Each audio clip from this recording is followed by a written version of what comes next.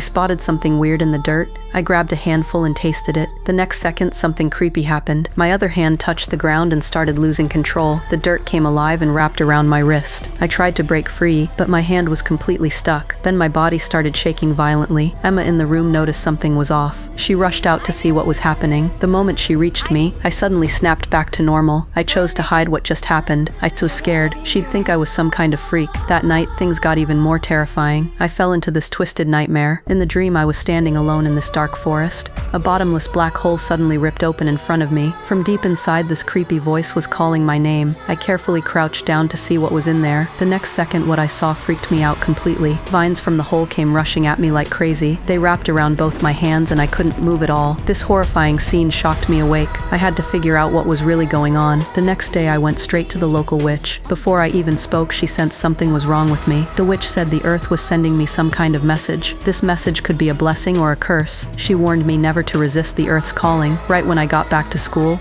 I heard terrifying news. Miss Emma had mysteriously disappeared. I instantly knew things just got way more dangerous. I immediately rushed to Miss Emma's place with some classmates. While they were talking to her family, I slipped into the backyard. Standing in the yard, I felt the earth's calling again, even stronger. I grabbed some dirt and swallowed it without hesitation. Instantly, this supernatural vision appeared. My consciousness got pulled into a dimension completely cut off from reality. In that space, I witnessed what happened when Miss Emma disappeared. The truth in front of me totally blew my mind. Back in the real world, those images were still crystal clear. I grabbed my classmates and headed straight to where the teacher vanished. I told them every detail I saw. After eating the dirt, I didn't explain why this supernatural thing was happening. I just led them to search along the teacher's last known route. We quickly found the teacher's phone dropped on the ground. Just as we were heading back, the cops suddenly surrounded us. The police obviously thought we were suspects who hurt the teacher. Knew nothing I said would help right now. The only way was to find the teacher herself and prove the truth. One of the guys volunteered to stay back and distract the cops. He got arrested on the spot and taken away. I knew the only way to save him was to find Miss Emma. I grabbed another handful of dirt and shoved it in my mouth. My consciousness instantly crossed into that mysterious other dimension. This time I clearly saw Miss Emma trapped somewhere. I rushed forward desperately trying to wake her.